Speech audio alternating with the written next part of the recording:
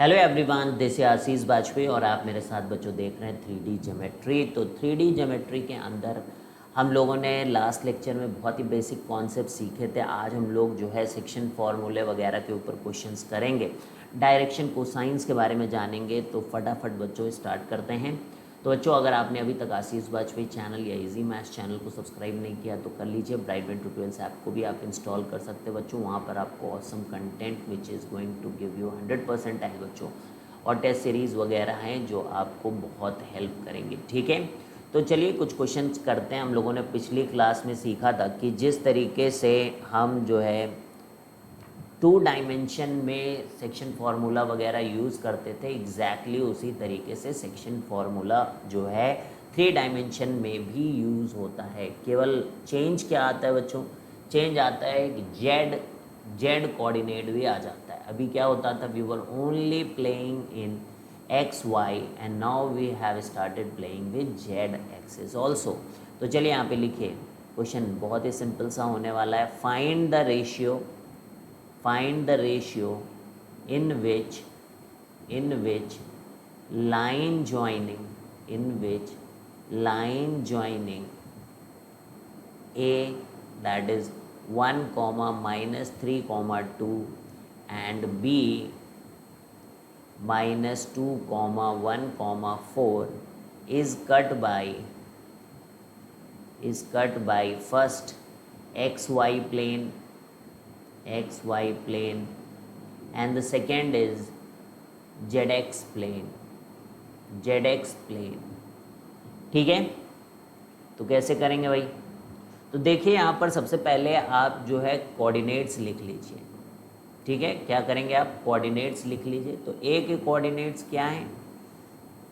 1 minus 3 comma 2।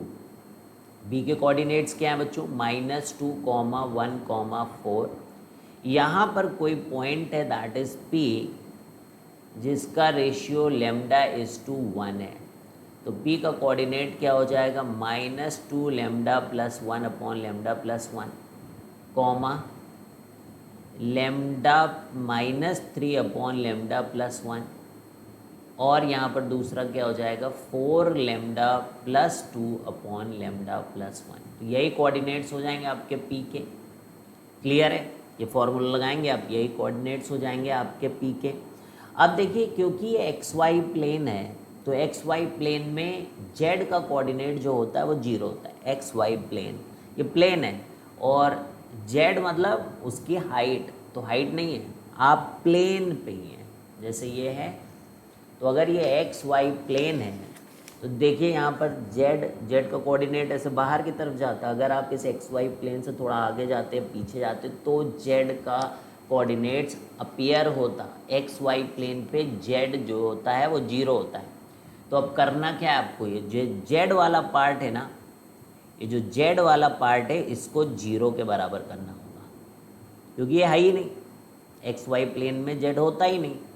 तो बस ये जो 4 लेमडा प्लस 2 है जो कि जेड कोऑर्डिनेट है बच्चों, इसको आप 0 कर देंगे। तो बस न्यूमरेटर 0 हो जाएगा बच्चों, that is 2 lambda plus 1 is equal to 0। तो लेमडा की वैल्यू आपकी आ गई -1/2। माइनस का मतलब क्या है? एक्सटर्नली। माइनस का मतलब क्या है? एक्सटर्नली डिवाइड कर रही है। ठीक है, तो lambda is equal to -1/2, that is externally, यानी कि 1:2 एक्सटर्नली, 1:2 एक्सटर्नली। तो क्लियर है? तो इस तरीके से आपका ये पहला क्वेश्चन हो गया। आई थिंक काफ़ी आसान रहा होगा। अब देखिए, इसी में एक सेकेंड पार्ट है। अब मुझे समझाने की ज़रूरत तो है नहीं, सेकेंड पार्ट आपके लिए बहुत ही आसान है, क्योंकि इस बार एक्स जेड प्लेन कह रहे हैं बच्चों। इस बार जेड एक्स प्लेन अगर ये बोल रहे हैं तो इसका मतलब कि इस प्लेन में क्या नहीं होना, क्या नहीं है। देखिए, जब एक्स वाई प्लेन था तो जेड नहीं था, जेड एक्स है तो फिर कौन नहीं है? वाई नहीं है। तो किसके कोऑर्डिनेट को 0 करेंगे आप? वाई को। So this time put Y is equal to 0 guys. क्यों हो रहा है ना, इसका मतलब भी समझ में आ रहा है आपको कि क्यों हो रहा है ऐसे, तो lambda minus 3 upon lambda plus 1 is equal to 0, that implies कि लेमडा इज इक्वल टू 3। तो यहाँ पर इंटरनल डिवीजन है guys 3:1 internal division, because plus आया है प्लस, तो दोनों टाइप की चीज़ें आपने यहाँ पर देख ली बेसिकली। तो एक्सटर्नल डिवीज़न भी देख लिया आपने और इंटरनल डिवीज़न भी आपने देख लिया। क्लियर है? क्लियर। तो यहाँ से एक नोट जो कि आपको बचपन से पता है, आई नो आपको क्लास 10 से पता है, लेकिन फिर भी ऐसी छोटी छोटी चीज़ें बच्चों जेईई मेंस में पूछी आती हैं, कोई बहुत ज़्यादा तहलका नहीं मचाते वो लोग, ठीक है, बहुत आसान आता है बच्चों पेपर। इफ़ लेमडा जो है पॉजिटिव है बच्चों, तो इंटरनल डिवीज़न इफ़ लेमडा जो है निगेटिव है तो क्या होता है, एक्सटर्नल डिवीज़न। फिर क्या होता बोलो, एक्सटर्नल डिवीज़न। क्लियर है? अब देखिए, अब जो सदी का सबसे इम्पॉर्टेंट कॉन्सेप्ट है वेक्टर 3D अगर आपको करना है, और अगर आपको डायरेक्शन कोसाइंस नहीं आया बच्चों तो आपको कुछ नहीं आया, समझ गए। 3D ज्योमेट्री का the most important topic is direction cosine, और वही बेसिक चीज़ है, वो बार बार चाहे वो प्लेन हो, चाहे वो आपका लाइन की इक्वेशंस हम लोग पढ़ेंगे, सब जगह आपका ये डायरेक्शन कोसाइन जो है, जिसको हम लोग DCS भी कहते हैं, DCS डायरेक्शन कोसाइंस, ठीक है, ये अल्टीमेट इम्पॉर्टेंट है। अब देखिए इसमें नाम में ही है डायरेक्शन, इसमें नाम में ही डायरेक्शन है। अब आप समझिएगा, अब हम लोग 3 डायमेंशन की बात कर रहे हैं बच्चों, हमारा वेक्टर है जो कि 3 डायमेंशनली है, ये आपकी एक्सेस है, this is X axis, this is Y axis and this is Z axis. तो अब थोड़ा सा आपको अपनी इमेजिनेशन बच्चों स्ट्रॉन्ग करनी होगी, जो मैं बोलने जा रहा हूँ उसको समझ, क्योंकि ये 2 डायमेंशन में हम लोग 3 डायमेंशन को देखने जा रहे हैं, तो मैं जो बोलूँ आपको उसे समझना है, ठीक है। अब आप क्या करिए, अपने रूम का एक सामने वाला कोना है ना, आपके रूम में राइट कोना हो सकता है आप जहाँ बैठे, और एक लेफ्ट में कोना होगा, तो किसी कोने पे जाइए आप, और इस तरीके से जब यहाँ पर 3 एक्सेस होंगी, देखिए अब थोड़ा सा 4 पेन पकड़ना मेरे लिए मुश्किल है, ठीक है, फिर भी आई विल ट्राई, ठीक है। ये देखिए ये 3 एक्सेस दिख रही हैं आपको, आपकी तरफ मैं कर देता हूँ इस एक्सेस को, आपको दिखे है ना, ये देखिए 3 पेन मैंने पकड़े हैं 3 एक्सेस की तरीके से, एक्स वाई जेड ऐसे मान लीजिए। अब देखिए जो ब्लैक वाला है, अब ब्लैक वाले को देखिए, ब्लैक ये हमारा वेक्टर है, तो ये जो ब्लैक वाला है ना, ये वेक्टर, ये जो ब्लैक है ये हमारा वाइट से मैंने यहाँ पे रिप्रेजेंट किया, ठीक है। अब ये देखिए ये एक्स एक्सिस के साथ भी बच्चों एक एंगल बना रहा होगा, ये वाई एक्सिस के साथ भी एक एंगल बना रहा होगा, और ये जेड एक्सिस के साथ भी एक एंगल बना रहा होगा कि नहीं, बना रहा होगा कि नहीं। अब मैं इसको ब्रेक करके दिखाऊंगा आपको, ये आर वेक्टर है, ये पोजीशन वेक्टर आर है, तो हम क्या करेंगे, इसी वेक्टर का एक्स एक्सिस के साथ देखेंगे कि क्या एंगल है, ये आर वेक्टर है भाई, अभी दिखाया ना, ये तीनों के साथ कुछ ना कुछ एंगल बना रहा होगा, तो आर के साथ मान लीजिए अल्फा एंगल बना रहा है, R is making some angle with X and we have written it as alpha. R इसी तरीके से वाई के साथ भी बना रहा होगा, बना तो रहा ही होगा ना कुछ, वो बीटा है, तो R vector is making some angle with Y. और इसी तरीके से ये आर वेक्टर जो है जेड के साथ भी कुछ बना रहा होगा बच्चों, जेड के साथ, इसको मैं जेड मान लो ऐसे निकल रही है इसके साथ जेड एक्सिस, और उसके साथ ये गामा एंगल बना रहा है, R vector is making angle with this. अब देखिए I want to find out this angle. अब देखो ये एंगल अगर हमें पता है तो मुझे आर वेक्टर पता है, बिकॉज मेरे पास 3 ही डायरेक्शन है, एक एक्स एक्सिस है, एक वाई एक्सिस है और एक जेड एक्सिस है, और मैं उसके टर्म्स में किसी भी वेक्टर्स को लिख सकता हूँ इस पूरे यूनिवर्स के अंदर। क्लियर है कि नहीं आपको? 3 एक्सेस चाहिए और उन 3 एक्सेस की हेल्प से आई can write down any vector in this entire universe. Is it clear? ठीक है, तो वो वेक्टर अगर एक्स एक्सिस के साथ एंगल अल्फा बनाता है, वो वेक्टर अगर वाई एक्सिस के साथ बीटा बनाता है, वो एक्सेस अगर आर वेक्टर अगर वो जेड के साथ गामा बनाता है, और इन इंफॉर्मेशन की हेल्प से if I am able to find out the direction, then इसका मतलब हम अपना वेक्टर लिख पाएंगे। तो अब आप इस बात को समझिए कि I want to find out this angle. अगर मैं इस एंगल को पता करना चाहता हूँ बच्चों, तो एंगल पता, तो ये आई वेक्टर होगा जो कि एक यूनिट वेक्टर है। तो अब आप देखिए हम क्या करने वाले हैं बच्चों, दो वेक्टर के बीच में एंगल निकालने के लिए हमें डॉट प्रोडक्ट यूज़ करना सिखाया गया है। तो क्या करेंगे, देखिए आर वेक्टर का डॉट प्रोडक्ट आई वेक्टर के साथ जब आप लिखने जाओगे तो आएगा mod R vector mod I vector and cos alpha. तो कॉस एल्फा जो आ रहा है आपके पास, that is R dot I, that is R dot I R upon modulus of R dot I. तो आर वेक्टर अगर मैं इस तरीके से लिखूं, समझना, आर वेक्टर अगर मैं इस तरीके से लिखूं x I plus Y J plus Z के, तो आप देखिए जब डॉट प्रोडक्ट आप इसका करेंगे तो आपको मिलेगा X upon modulus of R vector, यही आएगा cos alpha is equal to X. ये देखो cos alpha is equal to X, जैसे राइट एंगल ट्राइंगल बनता है, तो ये x, इसका जो x वाला पार्ट है इस वेक्टर का, डिवाइडेड बाई इसका modulus base upon hypotenuse. Same इसी तरीके से बीटा के साथ भी होगा। तो मैं लिख रहा हूँ यहाँ पे cos alpha is equal to X I upon mod R. इसको समझना बहुत इंपॉर्टेंट बच्चों, याद करना नहीं है, बस समझना है। Y J upon mod R, किस तरीके से मैंने डॉट प्रोडक्ट करके जे के साथ डॉट प्रोडक्ट करी है, वाई कंपोनेंट ही आएगा। इसी तरीके से कॉस गामा करेंगे तो जेड के upon mod R vector, mod R vector. तो ये डायरेक्शन कोसाइंस है बच्चों, दीज आर डायरेक्शन कोसाइंस, ठीक है, दीज आर डायरेक्शन कोसाइन, इसीलिए कोसाइन बोल रहे हैं, ठीक है। अब आप देखिए कि अगर मैं आर वेक्टर का यूनिट वेक्टर लिखना चाहता हूँ बच्चों, अगर मैं आर वेक्टर का यूनिट वेक्टर लिखना चाहता हूँ तो यूनिट कंपोनेंट उसका क्या है भाई, R vector is what, let me write first R vector, then I will come to you and then you will understand. Basically आपको ये समझना पड़ेगा बच्चों, this is very very easy, मुझे तो कभी टफ नहीं लगा ये। तो X I plus Y J plus Z K, ऐसे होता है आर वेक्टर। अगर मैं आर का यूनिट वेक्टर लिखने जा रहा हूँ तो आपने पढ़ा है कि आर वेक्टर को आप मॉड आर से डिवाइड कर दें।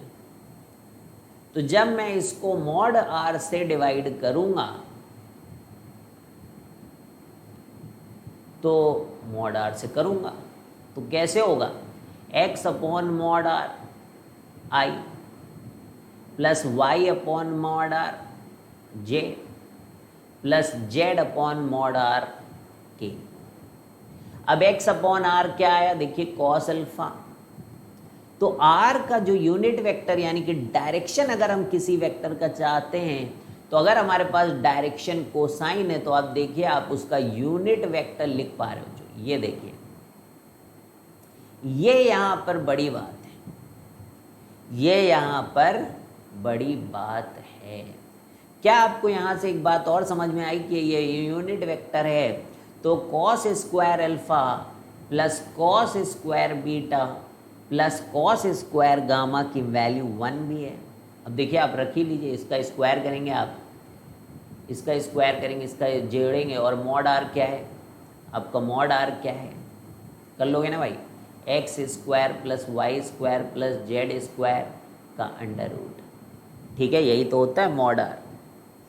तो आप देखिएगा कि आप कॉस स्क्वायर अल्फा करेंगे तो आपको मिलेगा एक्स स्क्वायर अपॉन नीचे X square plus Y square plus Z square ऊपर देखिए प्यारे बच्चों वाई स्क्वायर, और फिर से नीचे आपके पास x square y square plus Z square है। कॉस स्क्वायर गामा में आपके पास जेड स्क्वायर है, नीचे आपके पास x square plus Y square plus Z square है। अब आप ऊपर देखिए x square plus Y square plus Z square, नीचे आपके पास x square plus Y square plus Z square, दोनों कैंसिल होके आपके पास 1 आ गया, दोनों कैंसिल होके आपके पास 1 आ गया। तो आया कि नहीं आया? तो क्या मतलब है कि अगर आपके पास डायरेक्शन कोसाइंस हैं तो आप उस वेक्टर का यूनिट वेक्टर लिख सकते हैं बच्चों। जिस वेक्टर का आपके पास डायरेक्शन कोसाइन है आप उसका यूनिट वेक्टर लिख सकते हैं, और इसे L से डिनोट किया जाता है, इसको M से डिनोट किया जाता है, और इसे N से डिनोट किया जाता है। यानी एनी वेक्टर, अगर if I want to write R vector I can write Li plus Mj plus Mk, ये पावर है इसका, और L square plus M square plus N square is equal to 1। ठीक है, तो ये जो cos square alpha plus cos square beta, ये आपको बोर्ड में भी पूछा जा सकता है। ये बहुत इंपॉर्टेंट रिजल्ट है, कई सवालों में यूज़ होगा। अब जैसे साइन के टर्म्स में भी इसको लिख सकते हैं आप, 1 minus sine square alpha 1 minus sine square beta. अलग से चैप्टर दिया गया बच्चों, ये आरडी के अंदर ज़रूर क्वेश्चन करें, बिकॉज इसकी अंडरस्टैंडिंग आपके पेपर में बहुत हेल्प करेगी बच्चों। 1 से 1 को डिवाइड कर दीजिए, all those students who are able to understand, तो उनको करने में कोई दिक्कत, जिनको नहीं आया वो कम से कम एग्जाम्पल से इस बात को सीखने की कोशिश करेंगे क्या चीज़ है, क्योंकि इसके बगैर अगर आप प्लेन या कुछ भी करने की कोशिश करेंगे तो औंधे मुँह गिरेंगे आप। ठीक है, बिकॉज यही है वो जो डायरेक्शन बताएगा आपकी प्लेन लाइन। हर बार हम लोग डायरेक्शन कोसाइन, और अभी एक और टर्म आएगा डायरेक्शन रेशियोज। अगर आप कंफ्यूज होते हैं तो आपको इसके में विचार करने की ज़रूरत है, आपको विचार करने की ज़रूरत है बच्चों, और नहीं कंफ्यूज होते तो इससे अच्छी क्या बात है। तो चलिए अब लिखते हैं हम लोग, अब लिखें हम लोग और इसके बारे में थोड़ा सा नोट वगैरह लिख लें। A line makes angle, a line makes angle alpha, beta, gamma with coordinate axis, coordinate axis कौन है? x, y, z respectively, x, y and z respectively.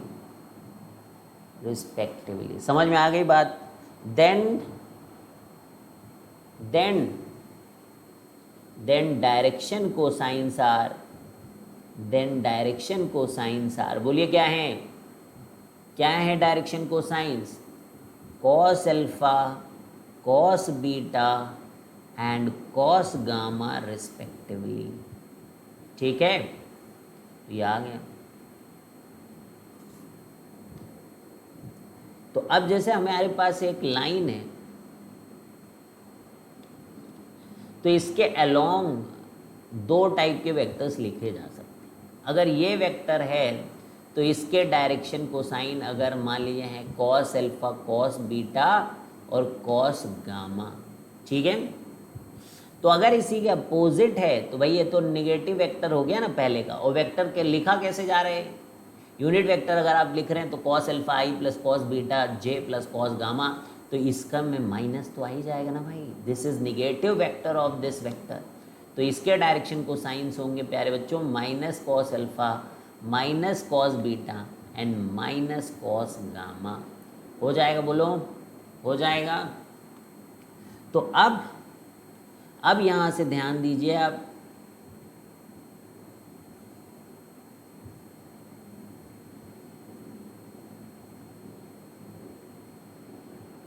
तो यहाँ है आपका डी सीज, यहाँ पे मैं लिख रहा हूँ अल्फ़ा, यहाँ लिख रहा हूँ बीटा, यहाँ लिख रहा हूँ gamma. X axis, Y axis and Z axis. अभी बहुत आसान है, इसमें कुछ भी ऐसा खतरनाक सा माहौल नहीं बनेगा। X axis, Y axis and Z axis.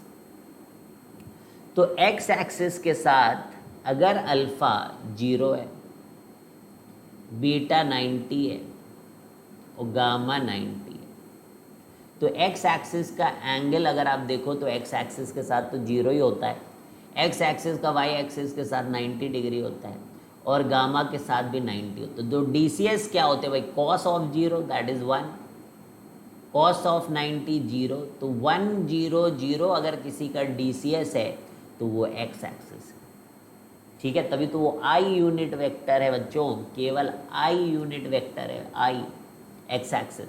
तो अब आप समझ गए होंगे कि इधर वाई एक्सिस का अल्फ़ा 90 है, बीटा 0 है और गामा 90 है, तो ये क्या हो जाएगा 0 1 0, अब समझाने की ज़रूरत तो है नहीं, 90 90 0 हो जाएगा, Z axis with X axis is making 90 degree, Z axis with Y axis is also making 90 and Z axis with Z axis is making 0 degree बच्चों। तो this is coming out to be 0 0 1।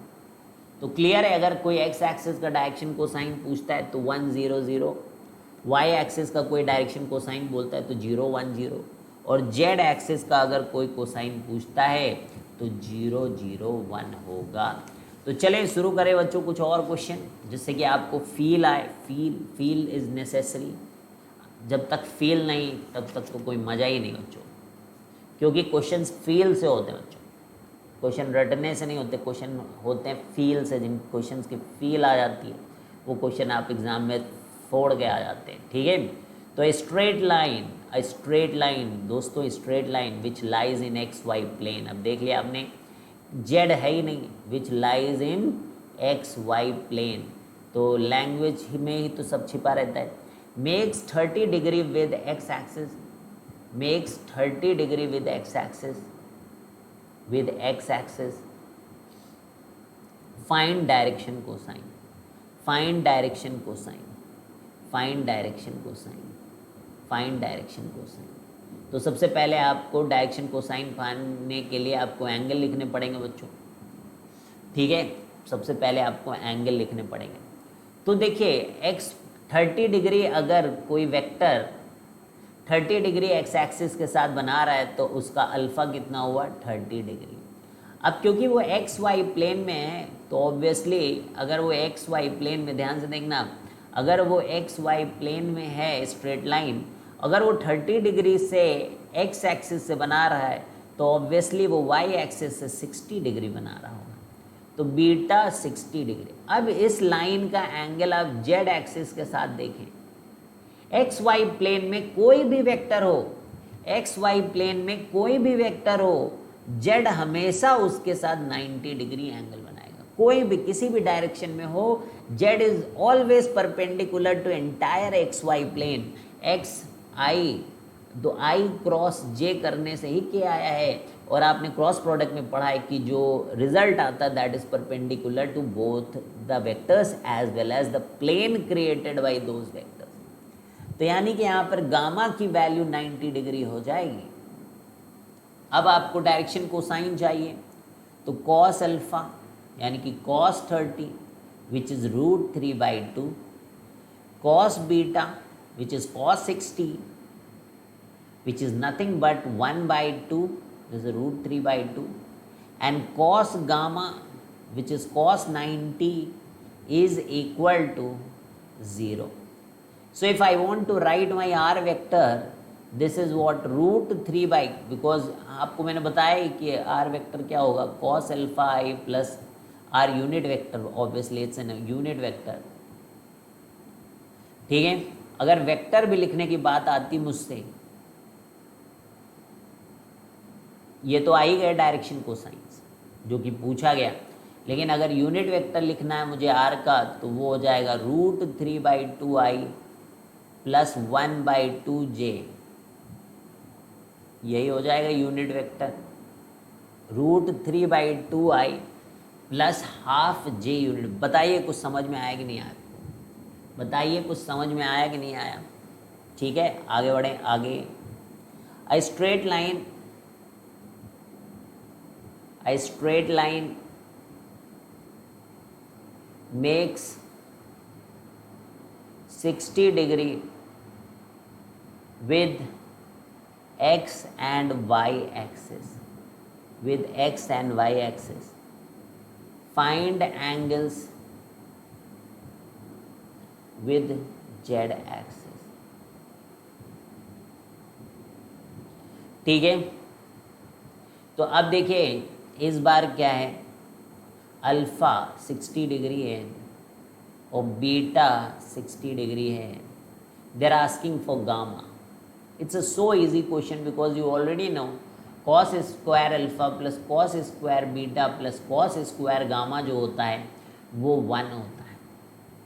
तो जो अगर आपको alpha beta पता है तो obviously will be able to find out the gamma. ठीक है, तो कॉस 60 इज़ हाफ, तो यानी कि 1/4 उसका square. This is also 1/4 and you have the cos square gamma is equal to 1. So this is basically half और 1 minus half is half. तो cos square gamma is equal to half. So cos gamma is equal to plus minus 1/2, 1/√2 basically. तो cos gamma is equal to plus minus 1/√2. So gamma is equal to basically 45 degree और 135 degree, because second quadrant में negative आता है gamma के लिए. ठीक है, और 0 से 80 डिग्री का एंगल हम लोग 180 डिग्री का एंगल हम लोग ले सकते हैं. तो क्लियर है, तो समझ में आ गया. Easy question. Are you able to understand this entire thing. Next question चलते हैं. नेक्स्ट क्वेश्चन प्यारे बच्चों, find a vector, find a vector which makes, find a vector which makes 60 degree, 45 degree, 45 degree with coordinate axis, with coordinate axis respectively,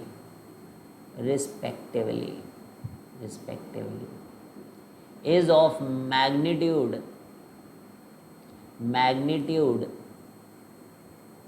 10. अब देखिए कोई कह रहा है उसकी बात आप सीधा, आप मैथमेटिशियन है, कोई कुछ भी बोल रहा है आप उसकी बात मान नहीं लेंगे. मैथ के अंदर you will have to check कि ये वेक्टर बनने के लायक भी है कि नहीं है. जिस तरीके के एंगल्स बोल रहा है, क्या इस तरीके के एंगल्स सच में बन सकते हैं? क्या इसके पास एलिजिबिलिटी है वेक्टर बनने की भी? तो first we have to check the eligibility of vector. ये नहीं कि कोई भी एंगल नहीं बना सकता भाई एक्स और वाई और जेड एक्सिस के साथ. जैसे कि आपने कहा कि मेरा वेक्टर एक्स वाई प्लेन में है और एक्स एक्सिस के साथ 10 डिग्री बना रहा है और वाई एक्सिस के साथ 20 डिग्री बना रहा है, तो क्या तुम्हारे बोलने से वो बनाने लगेगा? एक्स वाई प्लेन में अगर वेक्टर है तो 90 डिग्री का टोटल सम होना चाहिए बच्चों. ठीक है, तो अगर वो 10 डिग्री एक्स के बाद बना रहा है तो उसको 80 डिग्री वाई के साथ बनाना चाहिए. समझ में आ रही बात? तो उसी तरीके से एलिजिबिलिटी कैसे चेक होती है, जब तीनों के आपके पास डायरेक्शन कोसाइन हो या एंगल्स हो. तो अभी मैंने बताया कि cos square alpha plus cos square beta plus cos square gamma जो होता है वो 1 होता है.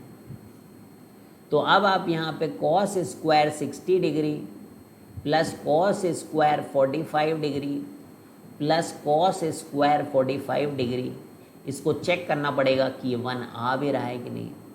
तो कॉस 60 तो हाफ होता है, तो दिस इज़ 1/4. ये 1/√2 होता है तो हाफ और ये हाफ. तो ये ऑलरेडी आप देख रहे हैं कि this is coming out to be 5/4 which is not equal to 1. So we can say no such vector exist. तो फिर वेक्टर लिखने की कोई बात ही नहीं है क्योंकि इसने कंडीशन को ही सेटिस्फाई नहीं किया है. तो हम क्या बोलेंगे? No such vector exist. समझ में आई बात? इज इट क्लियर बच्चों? Is it clear? तो कुल मिला के अब डायरेक्शन कोसाइन में हम लोग पहुंचने वाले हैं बच्चों. और डायरेक्शन कोसाइन में पहुंचने से पहले ऐसा ना हो कि आप दोनों के बीच में कंफ्यूज हो जाएं, तो मैं फिर से एक बार डायरेक्शन कोसाइन आपको याद दिलाने की कोशिश कर रहा हूं, कि आपके दिमाग में फिट कराने की कोशिश करो बच्चों. डायरेक्शन कोसाइन यानी कि DCS क्या बताते हैं ये हमारे LNM. अब सोचिए अगर हमारे पास एल एन एम है तो हम आर का यूनिट वेक्टर लिख सकते हो बच्चों, L I N M M, इसको एम लिख लेते हैं और इसको एन, तो इसको हम लोग एम जे प्लस एन के लिखेंगे, आर यूनिट वेक्टर। और यही हमारे आर यूनिट वेक्टर बताता भाई, ये ध्यान रखना, जब भी आप डायरेक्शन कोसाइन यूज करेंगे आपको वो आर यूनिट वेक्टर बताएगा। ये क्लियर हो जाना चाहिए आपको, ये क्लियर हो जाना चाहिए। तो L square plus M square plus N square is equal to 1, cos square alpha plus cos square beta plus cos square gamma is equal to 1। ठीक है, तो ये हो गया। ठीक है, तो डन है, डन। तो कोई दिक्कत तो नहीं डायरेक्शन कोसाइन में। अब डायरेक्शन रेशियो क्या होता है? अभी तक हम लोग यूनिट वेक्टर की बात कर रहे हैं। तो जैसे नाम से ही पता चल रहा है कि DRS, direction ratios, so these are basically, अब हर बार आपके पास यूनिट वेक्टर थोड़ी नहीं होता, उसका कुछ मैग्नीट्यूड भी होता है। तो उस मैग्नीट्यूड को आप जो है डायरेक्शन रेशियो से मल्टीप्लाई करोगे तब जाके आपको वेक्टर मिलता है। तो ये जो डायरेक्शन रेशियो होता है ये प्रोपोर्शनल होता है DCS के, यानी कि अगर DCS हमारे L M N थे तो डायरेक्शन रेशियोज कुछ K टाइम्स L, कुछ K टाइम्स M और कुछ K टाइम्स N होंगे। यानी कि R यूनिट वेक्टर तो हम लोग लिखते थे प्यारे बच्चों LI plus MJ plus NK करके, लेकिन जब हम R वेक्टर लिखेंगे तो हम लिखेंगे KLI plus KMJ plus KNK unit vector. समझ गए? ये K और ये K में कोई रिलेशनशिप नहीं है। K अगर ना समझ में आए, कंफ्यूज होने वाले महान बच्चे होते हैं हम लोग पास, जिन्होंने ठेका उठा रखा है दुनिया का कंफ्यूज होने का, तो उनको इस महान कंफ्यूजन से बचाने के लिए हम T का इस्तेमाल कर लेंगे। 2K देखकर कुछ भी हो सकता है उनको। तो R vector will be written as TL times I vector plus TM times J vector plus TN times K vector. Did you understand what is direction cosine? तो अब यहाँ पे ध्यान दीजिए बच्चों, अगर हमारे पास डायरेक्शन रेशियो दिए, मान लीजिए कोई लाइन सेगमेंट है, सुनिएगा, कोई लाइन सेगमेंट है दोस्तों, लाइन सेगमेंट, कोई लाइन सेगमेंट है और उसके DRS हमें दिया है ABC। डिसीजन रिव्यू सिस्टम नहीं है ये क्रिकेट मैच का DRS, ठीक है, डायरेक्शन रेशियोज है बच्चों ABC। तो DCS क्या होंगे? तो देखिए DRS मिलते कहाँ से? जैसे मान लीजिए एक वेक्टर दिया R, तो जो लिखा रहता है ऐसे ना AI BJ। अब इस बात को आप समझिए कि जैसे मान लीजिए कोई वेक्टर लिखा है AI plus BJ plus CK और R वेक्टर हो, वो यूनिट वेक्टर नहीं है। अगर वो यूनिट वेक्टर हुआ तो ये आगे वाली चीज़ें क्या होती हैं? Direction cosine. सुन लो फिर से एक बार, अगर कोई वेक्टर दिया है और अगर वो यूनिट वेक्टर है यानी कि उसका मैग्नीट्यूड 1 है, तो जो I के सामने लिखा है वो कॉस अल्फा है, जो J के सामने भले ही कॉस ना दिख रहा हो पर वो कॉस अल्फा की वैल्यू बच्चों जो I के सामने दिया है वो कॉस अल्फा है, जो J के सामने लिखा है वो कॉस बीटा है और जो K के सामने लिखा है वो कॉस गामा। अगर R यूनिट वेक्टर, और अगर R यूनिट वेक्टर नहीं है, जैसे right now it's not a unit vector, देखिए यहाँ पे वो टिंगड़ी नहीं बनी है, तो ये डायरेक्शन रेशियो है, ये DR है, DR। अब समझ में आया? This is DR, this is DR। इसी का अगर यूनिट वेक्टर है तो ऑब्वियसली जो फिर लिखा रहेगा इसके सामने वो LIMJ प्लस NK होगा। इतना ही होता है बच्चों, अगर ये आज आप समझ गए ना तो ये DCS हो जाएगा, फिर ये DCS हो जाएगा, फिर डिजिटल सर्टिफिकेट नहीं है, ठीक है, ये DCS हो जाएगा। तो समझ गए, अगर R वेक्टर लिखा है कोई, तो जो आई जे के सामने कोफिशिएंट लिखे होते हैं वो डायरेक्शन रेशियो होते हैं। अगर वो यूनिट वेक्टर लिखा है प्यारे बच्चों, यानी कि जो भी आई जे के सामने लिखा हुआ है उसका स्क्वायर करके ऐड करके अगर वो 1 आता है, तो जो आई जे के सामने लिखा हुआ है वो डायरेक्शन कोसाइन है। इतनी बात अगर क्लियर हो गई हो तो आगे बढ़े हम लोग। तो अगर डायरेक्शन रेशियोज ABC हैं, तो क्या आप डायरेक्शन कोसाइन निकाल सकते हैं? तो डायरेक्शन कोसाइन निकाल सकते हो। ऑब्वियसली आपको इस वेक्टर का यूनिट वेक्टर बनाने के लिए क्या करना पड़ेगा, AI plus BJ plus CK को इसके मैग्नीट्यूड से डिवाइड करना पड़ेगा, ठीक है, that is under root A² plus B² plus C²। इसको भी डिवाइड करना पड़ेगा A² plus B² plus C²। इसको भी डिवाइड करना पड़ेगा under root A² plus B² plus C²। तो लाइन सेगमेंट के अगर DRs हैं हमारे पास, लाइन सेगमेंट के अगर DRs हैं हमारे पास, तो उसका डायरेक्शन कोसाइन क्या होगा वो हम लिखने जा रहे हैं। तो cos अल्फा या L is equal to plus minus this line segment, दोनों डायरेक्शन हो सकती है, प्लस की भी माइनस की भी, A² plus B² plus C²। ये देखिए M क्या लिखोगे, M plus minus B upon under root A² plus B²। I want that you get the feel of this. ऐसा फील आपके दिमाग में आना चाहिए कि कभी आप ये सब चीज़ें भूलें नहीं, क्योंकि यही है बेसिक, यही है बेसिक बच्चों आगे के लिए। और ये जिसका जितना मजबूत है बात समझ गया है, जो कि कुछ है नहीं, फिर भी पता नहीं क्यों नहीं समझते बच्चे, जबकि कुछ है नहीं फिर भी पता नहीं क्यों नहीं समझते बच्चे। समझ गया? तो समझे L क्या है, plus minus A times under root A² plus B² plus C²। M क्या है, plus minus B times under root A² plus B² plus C²। N क्या है बच्चों, plus minus C upon under root A² plus B² plus C²। तो ये आपके direction cosines हैं, और ये लाइन सेगमेंट के हैं। अगर डायरेक्टेड लाइन सेगमेंट होता तो उसके दो नहीं हो सकते थे, उसका फिर या तो प्लस होगा या तो minus, depending upon directed line segment का direction.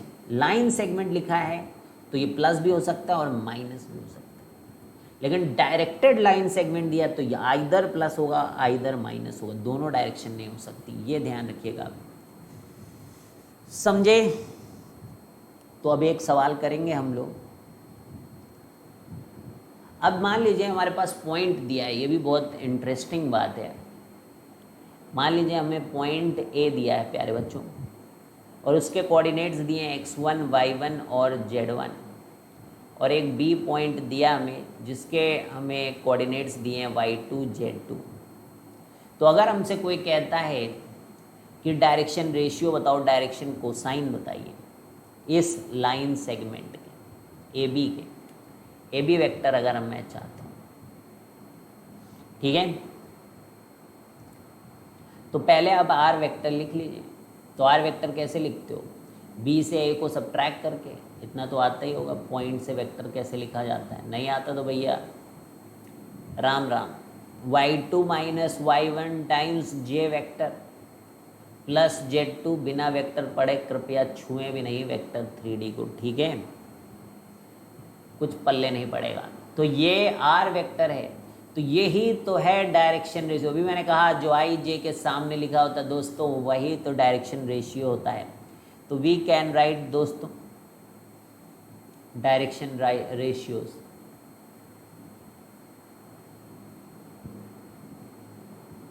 x2 minus x1, y2 minus y1, z2 minus z1। तो लाइन के डायरेक्शन रेशियोज, लाइन जो लाइन इन AB वेक्टर से जा रही है उस लाइन के, ये भी हो सकते हैं, और x1 माइनस x2 भी हो सकते हैं, y1 माइनस y2 भी हो सकते हैं, और z1 माइनस z2 भी हो सकते हैं। लाइन के डायरेक्शन रेशियोज हैं ये, लाइन के। क्लियर है? तो लाइन के ही DCS क्या होंगे, लाइन के DCS क्या होंगे? तो ये AB वेक्टर है, AB वेक्टर, तो आपको मॉड AB लिखना पड़ेगा, that is x1 minus x2 का whole square plus y1 minus y2 का whole square plus z1 minus z2 का होल स्क्वायर का अंडर रूट, यही होगा मॉड AB। तो अभी आपको क्या करना है, x1 माइनस x2 या फिर प्लस माइनस कर दें, दोनों ही क्योंकि हो सकते हैं, क्योंकि लाइन लिखा है, लाइन बार बार कह रहा हूँ बच्चों, इसी में सब सारे दुनिया में परेशानी है। तो ये मॉड ऑफ AB। फिर दूसरा डायरेक्शन कोसाइन कॉस बीटा वाला, y2 माइनस y1 आगे plus minus mod AB vector. फिर तीसरा है plus minus z2 minus z1 upon mod AB vector. ठीक है, तो ये हमारे लाइन का DCS है, ये हमारे लाइन का DCS है। तो यानी कि ये प्लस माइनस कॉस अल्फ़ा है दोस्तों, ये प्लस माइनस कॉस बीटा है दोस्तों, और ये प्लस माइनस कॉस गामा है दोस्तों। क्लियर है? लाइन में प्लस माइनस दोनों चलेंगे, लाइन लिखा है।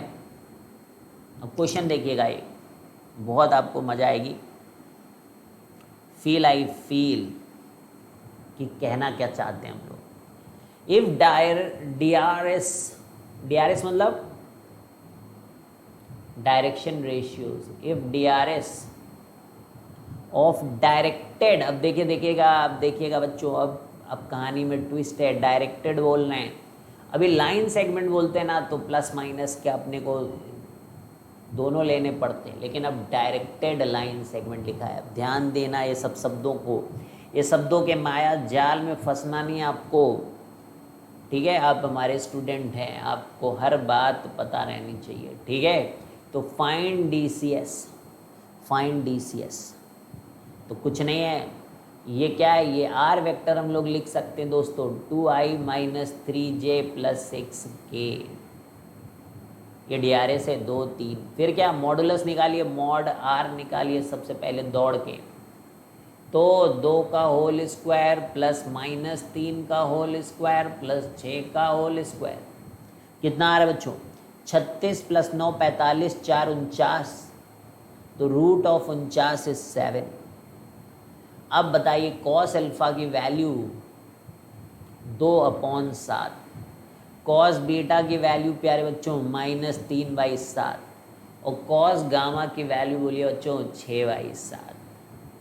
ठीक है, यही L है, इसी को कोई M कहता है, इसी को कोई N कहता है। अगर हमें R यूनिट वेक्टर लिखना होगा तो हम क्या लिखेंगे, ये तो तुम ऐसे भी लिखते ही थे, -3j -3/7j प्लस 6/7k। तो यानी कोई वेक्टर अगर दिया गया हो तो आप उसके अब डायरेक्शन रेशियोज भी बता सकते हो, उसके डायरेक्शन कोसाइन। कोई भी वेक्टर दिया है, मान लीजिए एक वेक्टर मैं दे देता हूँ आपको, तो किसी ने दिया कि 3i plus 4j plus 5k, उसने तुमसे पूछ लिया कि भाई इसके डायरेक्शन कोसाइन बताओ, तो पहले क्या करोगे, मॉड R निकालोगे। तो 3 का स्क्वायर प्लस 4 का स्क्वायर प्लस 5 का स्क्वायर विच इज़ 2 टाइम्स 5 का square which is nothing but 5√2, which is nothing but 5√2। तो अगर हम लोग DCS निकालना चाहते हैं इसके डायरेक्शन को साइंस, तो कॉस अल्फ़ा क्या होगा, ये जो ये लगा है और ये जो मॉडुलस आया उससे डिवाइड कर दो। कॉस बीटा क्या होगा, क्या लगा है, क्या ये 4 है, इसको डिवाइड कर दीजिए 5√2 से। कॉस गामा क्या है, जो लिखा है ये 5 लिखा है, 5, इसको 5√2 से डिवाइड कर दो। तो इस तरीके से आप जो है डायरेक्शन कोसाइंस निकाल सकते हैं। This is how you find out the direction cosines. Clear है भाई, कोई दिक्कत है हो तो बोलिए, नहीं तो हम आगे बढ़ें। तो चलिए आगे बढ़ने के लिए बहुत कुछ है हमारे पास। A plane cuts coordinate axis, a plane cuts coordinate axis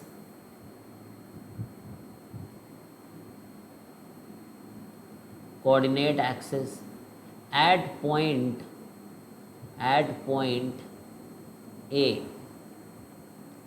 A comma 0 comma 0, B 0 comma B comma 0, C 0 comma 0 comma C. Find direction ratios.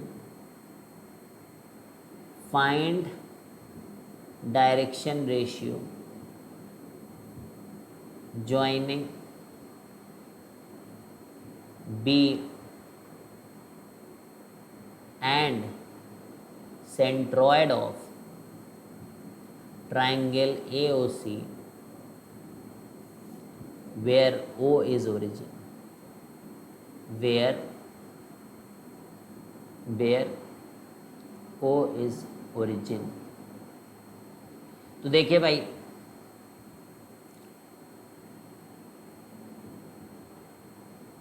a plane cuts coordinate axis at point A, ये A है और ये C है। हमें चाहिए direction ratio joining B, तो B B को हमने फिक्स कर लिया, और सेंट्रॉयड ऑफ ट्राइंगल AOC, इससे और ओरिजिन 0 0 है ना। तो x1 plus x2 plus x3/3, y1 plus y2 plus y3/3 और z1 plus z2 plus z3/3, यही तो फॉर्मूला होता है सेंट्रॉयड निकालने का। तो ट्राइंगल AOC का सेंट्रॉयड G से अगर हम बोलें तो A प्लस 0 डिवाइडेड बाई 3, तो A/3 बोल दो भाई। इसी तरीके से B के कोऑर्डिनेट सबके 0 हैं, तो 0 हो जाएगा भाई। ये वाले लेने, ये B नहीं ले लेना है। AOC ट्राइंगल A का कोऑर्डिनेट, O का कोऑर्डिनेट C का। A में भी देखिए y 0 है, ओरिजिन में 0 है, C में 0 है। अरे कहाँ से लाते हो कन्फ्यूज़न। ये 0 है, ये C है, ये 0 है, तो 0 plus C plus 0 divided by 3, तो C/3। तो ये हमारे पास G है, G।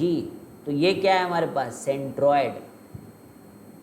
This is what, this is centroid. A/3 0 C/3, तो ये हमारा सेंट्रॉयड है। This is my centroid. तो ये क्या है, सेंट्रॉयड। अब हमारे पास सेंट्रॉयड आ चुका है, ठीक है। अब B और सेंट्रॉयड को ज्वाइन किया जा रहा है बच्चों, और B के कोऑर्डिनेट आपको लिखे हुए 0 B 0। तो अब हम लोगों को क्या करना है भाई, BG वेक्टर लिखना है। क्या लिखा है, find direction ratio joining B and centroid. पहले B और फिर G। तो ये कैसे लिखा जाता है, ये लिखा जाता है OG vector minus OB vector. पढ़े ना, G minus B, position vector of G minus position vector of B। तो G क्या है, G तो A/3 माइनस 0, तो ये A/3 I। फिर 0 माइनस B, तो माइनस B J, और C/3 माइनस 0, तो दिस इज C/3 K। ठीक है, तो समझ में आ गया। तो ये डायरेक्शन रेशियोज हैं। तो अब इनको देखिए आप कैसे लिख सकते हैं, AI, क्योंकि ये तो रेशियोज होते हैं, तो 3 से ऊपर नीचे मल्टीप्लाई भी कर सकते हैं आप, 3C के। ठीक है, मतलब मैं डायरेक्शन रेशियोज लिखता हूँ, है ना, नहीं तो वेक्टर तो यही रहेगा। DRS लिखने जा रहा हूँ। तो A/3 comma minus B comma C/3 लिख सकते हो आप इसको। ठीक है, लिख सकते हो, लेकिन इसको प्रॉपर रेशियो में लिखने के लिए आप ऐसा भी लिख सकते हो, A 3 से मल्टीप्लाई कर दो, माइनस 3B और C। और आप चाहें तो ये भी लिख सकते हैं, minus A 3B minus C। Direction ratio जब तक कि आप लाइन के लिख रहे हैं। अब देखिए, दो एंगल्स के बीच में, दो लाइंस के बीच में एंगल भी हम लोग जो है, अभी तक देखिए हम लोगों ने लाइन वाइन पढ़ा नहीं है, लेकिन जो कुछ भी होगा वो इन डायरेक्शन रेशियो, डायरेक्शन कोसाइन की मदद से ही होगा। तो जब हम लाइन पढ़ेंगे ना, कई बार मतलब जेईई मेंस में आप देखोगे एंगल बिटवीन लाइंस निकालने को आ जाता है। मतलब ये इतना कि वेक्टर और प्लेन वगैरह को मिला के बच्चों, पूरा वेक्टर और 3D मिला के आपके 3 सवाल आ जाते हैं बच्चों 25 क्वेश्चंस के अंदर। सोचिए इतना इम्पोर्टेंट, इतना आसान है, ज़्यादा कैलकुलेशन नहीं करनी होती बच्चों। जैसे पीएनसी है, प्रोबेबिलिटी है, वेक्टर है, प्लेन है, इनमें कोई कैलकुलेशन ही नहीं करनी है। मैथमेटिकल रीजनिंग है, स्टैटिस्टिक्स में सबसे ज़्यादा, ठीक है, कैलकुलेशन करनी पड़ती है। स्टैटिस्टिक्स चैप्टर पढ़ेंगे आप, लेकिन रीजनिंग जैसे चैप्टर हैं इन सब में कुछ नहीं करना है, फटाफट आपके आंसर आते हैं अगर आपको आता है, ये ध्यान रखिए। तो एंगल बिटवीन लाइंस निकालने के लिए हमें क्या है, दो लाइन के डायरेक्शन रेशियोज तो पता ही, भाई वेक्टर तो पता ही रहेगा। तो मान लीजिए मैं लिख लूँ DRS उसके दिए गए हैं A1, B1 और C1। अब हमारे पास लाइन L2 है और उसके भी DRS हमको दिए गए हैं, that is A2, B2 and C2। तो एंगल बिटवीन वेक्टर्स हम लोग निकालेंगे, एंगल बिटवीन वेक्टर्स। तो पहले आप R1 वेक्टर लिखिए, A1i plus B1j plus C1k। फिर आप R2 वेक्टर लिखिए, A2i plus B2j plus C2k। तो बस अब दो वेक्टर हैं अगर, तो आपको एंगल निकालने के लिए उनके बीच में क्या करना होगा, देखिए R1 डॉट R2, भाई दो वेक्टर्स के बीच में एंगल जैसे निकालते तो वैसे लाइन के लिए, तो दोनों एंगल जो लाइन है वो एक तरीके से वेक्टर जैसी तो दिखेंगी, ठीक है। तो मॉड R1 मॉड R2, बस उनके जो डायरेक्शन कोसाइंस हो या डायरेक्शन रेशियोज हैं उनके बीच में आप एंगल निकाल लीजिए, भाई वेक्टर ही तो हैं वो। तो क्या हो जाएगा, A1 A2 plus B1 B2 C1 C2, ठीक है। और मॉडुलस लिख लोगे ना, modulus A1 square plus B1 square plus C1 square और A2 square plus B2 square plus C2 square, ठीक है। अब लाइन के बीच में एंगल पूछ रहे हैं बच्चों, तो ये ध्यान रखना कि लाइन के बीच में एंगल दो होते हैं, एंगल बिटवीन लाइन्स। ये छोटी छोटी बातें, बहुत कमाल की बातें। एक तो थीटा आएगा यहाँ से निकल के, और एक पाई माइनस थीटा। अगर लाइन के बीच में एंगल बोल रहे हैं तो थीटा पाई माइनस थीटा, लेकिन एंगल बिटवीन वेक्टर बोल रहे हैं अगर, तो फिर थीटा ही होगा, एक होता बस। एंगल बिटवीन वेक्टर बोल रहे हैं तो केवल थीटा होगा, लेकिन एंगल बिटवीन लाइंस बोल रहे हैं तो थीटा होगा और पाई माइनस थीटा होगा। तो अब अगली क्लास में और भी हम आगे बढ़ाएंगे बच्चों इन चीज़ों को, प्लेन भी स्टार्ट कर देंगे, ठीक है। तो इसलिए साथ जुड़े रहें, सीखते रहें और नाम कमाते रहें। चलिए बच्चों, bye bye, see you guys, have a great day.